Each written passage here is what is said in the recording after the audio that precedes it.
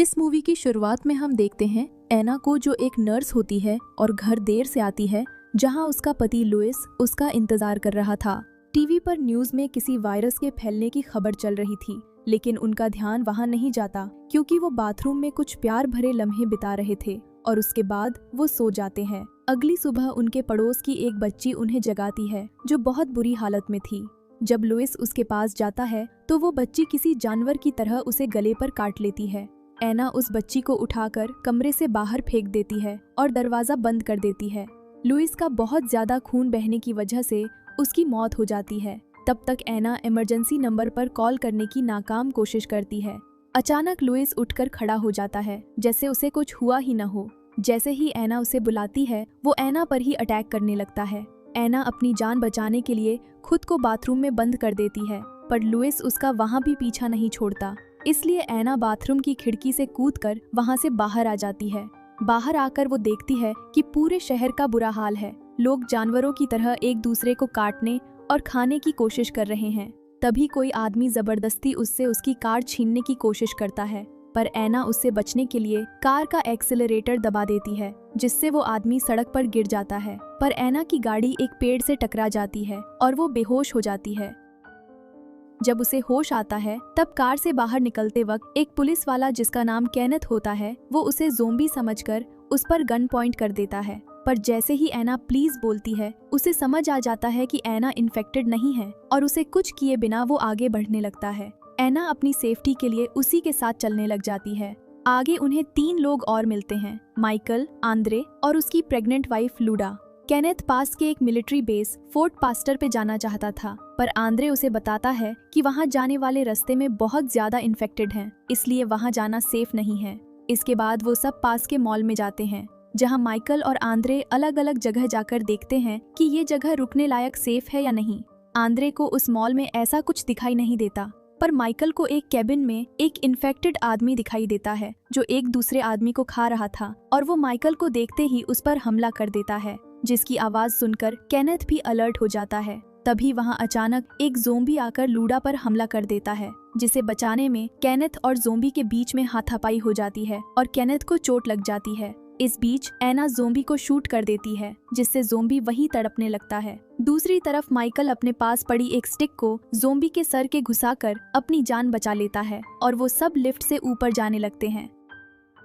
ऊपर पहुंचते ही उन्हें 3 गार्ड्स मिलते हैं जो उन्हें गन पॉइंट कर लेते हैं और वहां से वापस जाने के लिए कहते हैं, पर बाहर कोई जगह सेफ न होने की वजह से वो सब उन्हें वहीं रुकने के लिए रिक्वेस्ट करते हैं। उनके काफी रिक्वेस्ट करने पर गार्ड्स मान जाते हैं, पर उन गार्ड्स का लीडर सीजे उनके हथियार जब्त कर लेता है और उन्हें वहां बंदी बनाकर रखता है। अंदर आने के बाद आंद्रे और उसकी वाइफ जब बाथरूम यूज करते हैं तो आंद्रे को उसकी वाइफ के हाथ पर काटने का निशान दिखाई देता है, पर वो इस बात को किसी को बताना जरूरी नहीं समझता। जिसके बाद माइकल सीजे को सलाह देता है कि उन्हें टेरेस पर एक साइन बोर्ड लगाना चाहिए, जिसे देखकर शायद उन्हें कोई बचाने आ जाए। जिसके बाद वो टेरेस पर एक बड़ा SOS का साइन बना देते हैं और अलग अलग जगह पर बड़े अक्षरों में हेल्प लिख देते हैं, ताकि कोई मिलिट्री हेलीकॉप्टर उसे देखकर उनकी मदद के लिए वहां आ जाए। तभी उन्हें सामने वाली टेरेस पर एक और सर्वाइवर दिखाई देता है, जिसका नाम एंडी होता है, जो अपनी गन शॉप में अकेला फंस गया था। जिसके बाद रात को सीजे सभी सर्वाइवर्स को सोने के लिए एक शॉप में बंद करके खुद भी सिक्योरिटी कैबिन में सो जाता है। अगले दिन एक गार्ड को CCTV में एक ट्रक तेजी से उनकी तरफ आता हुआ दिखाई देता है, जिसमें कुछ सर्वाइवर्स थे। एना और बाकी लोग उन लोगों को बचाकर अंदर लाना चाहते थे, पर सीजे इसके लिए मना कर देता है। वो गार्ड भी उनको बचाना चाहता था, पर सीजे उन सब पर गन पॉइंट कर देता है। माइकल और केनेथ मौका देखकर सीजे और उसके साथी के हाथ से गन छीन लेते हैं और उन्हें एक कैबिन में बंद करके वो ट्रक के सर्वाइवर्स की जान बचाकर उन्हें अंदर ले आते हैं। उन सर्वाइवर्स में से एक औरत बहुत गंभीर हालत में थी, जिसके हाथ पर ज़ोंबी के काटने का बहुत गहरा जख्म था। एना एक नर्स थी, इसलिए एना उसका चेकअप करती है, पर उसे समझ नहीं आता कि उस औरत को आखिर क्या हुआ है, और कुछ ही देर में उसकी मौत हो जाती है। जब एना एक दूसरे आदमी को चेक कर रही थी, जिसके हाथ पर भी काटने का निशान था, पर उसकी हालत ज्यादा खराब नहीं थी, तब अचानक वो औरत ज़ोंबी बनकर जिंदा हो जाती है और सीधा एना पर अटैक करने आती है। एना पास में पड़ी एक रोड को उसके सिर में घुसाकर उसे मार देती है, जिसके बाद एना समझ जाती हैं कि ये वायरस इन्फेक्टेड इंसान के काटने से फैलता है। अब वहाँ एक और आदमी था जिसे ज़ोंबी ने काटा था। एना उसे बताने जाती है कि उसकी और सबकी सेफ्टी के लिए उन्हें उसे मारना होगा, जिस बात को सुनकर उस आदमी की बेटी बहुत दुखी हो जाती है। वो अपने डैड को मरने नहीं देना चाहती थी, पर सबकी सेफ्टी के लिए वो अपने डैड को आखिरी गुड बाय बोलकर चली जाती है। जिसके बाद केनेथ उस आदमी के ज़ोंबी बनते ही उसे मार देता है। आंद्रे को ये बात पता चलने पर वो किसी को नहीं बताता कि उसकी वाइफ को भी ज़ोंबी ने काटा है। यहाँ तक कि वो अपनी वाइफ को भी इन्फेक्शन के बारे में कुछ नहीं बताता, बल्कि उसे ये कहता है कि वो जल्द ही ठीक हो जाएगी।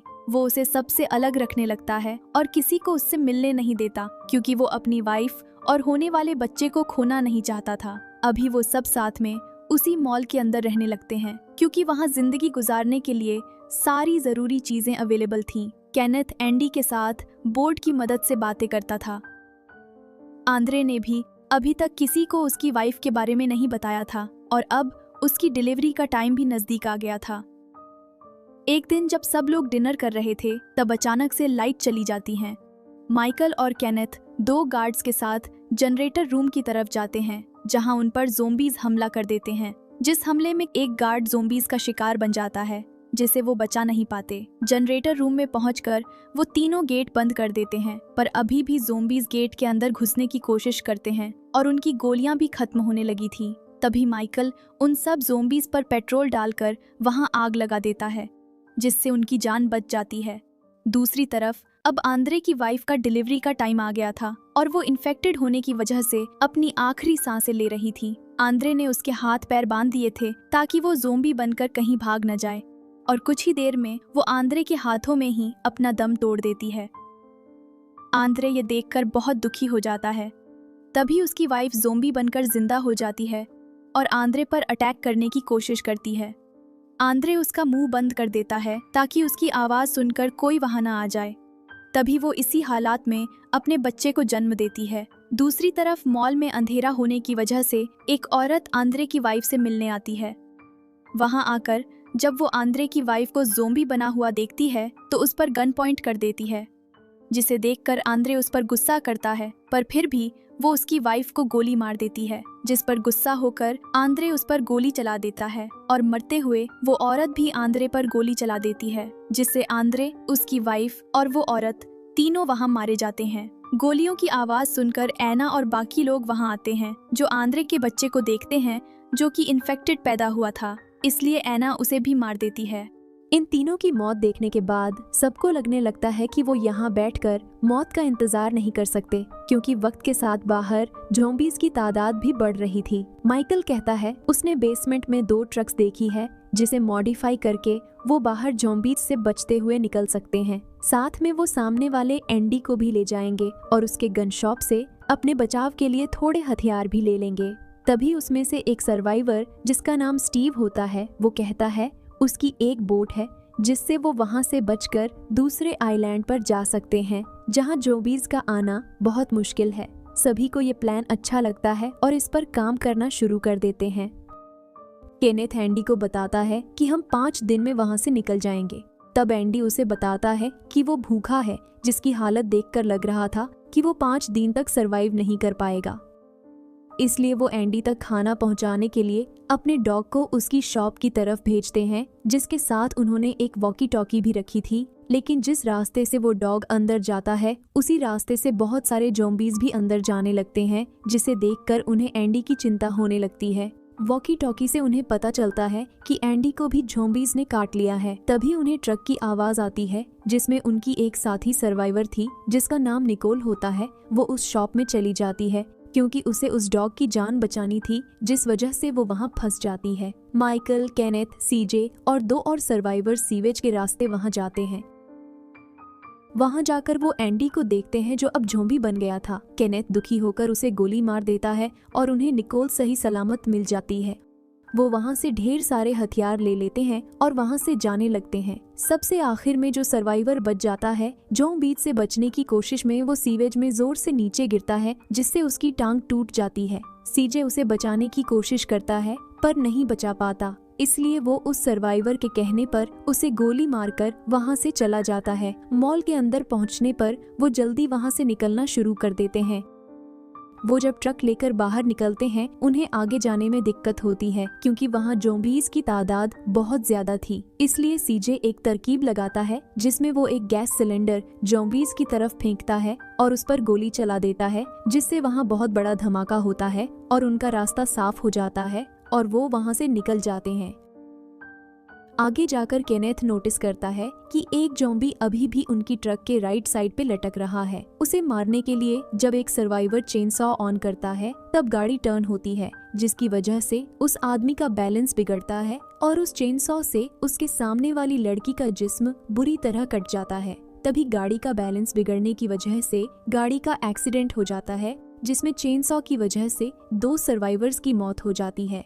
स्टीव अपनी खुदगर्जी दिखाते हुए गाड़ी में से बिना किसी की मदद किए निकलने लगता है, लेकिन उसके साथ भी बुरा ही होता है।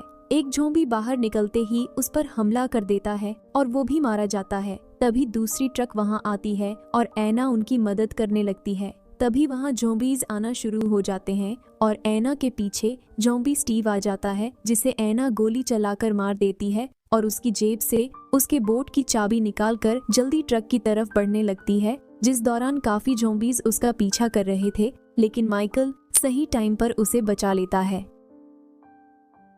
लेक के किनारे पहुंचकर सब बोट की तरफ जाने लगते हैं, पर ज़ॉम्बीज़ अभी भी उनके पीछे आ रहे थे। इसलिए सीजे उन्हें कवर देने के लिए सबसे लास्ट में निकलता है, लेकिन उसे निकलने में देरी हो जाती है। उसे बहुत सारे ज़ॉम्बीज़ घेर लेते हैं और उसे समझ आ जाता है कि वो इनसे नहीं बच सकता। इसीलिए वो एक गैस सिलेंडर को ब्लास्ट कर देता है, जिसमें ज़ॉम्बीज़ के साथ साथ वो खुद भी मारा जाता है। अब बचे हुए लोग बोट तक पहुंच गए थे, इसीलिए वो जल्दी वहां से निकलने लगते हैं। तभी माइकल उन्हें बताता है कि वो उनके साथ नहीं आ सकता क्योंकि उसे भी ज़ॉम्बी ने काट लिया था। एना उसे छोड़कर जाना नहीं चाहती थी, इसलिए बहुत दुखी हो जाती है, लेकिन उसे उसके बिना ही वहां से निकलना पड़ता है। उसके जाने के बाद माइकल भी खुद को शूट कर लेता है। इतनी सारी मेहनत और सैक्रिफाइसेस के बाद आखिरकार कुछ सर्वाइवर्स वहां से सही सलामत बचकर निकलने में कामयाब हो जाते हैं। इसी सीन के साथ मूवी यहाँ पर एंड होती है। Thank you for watching.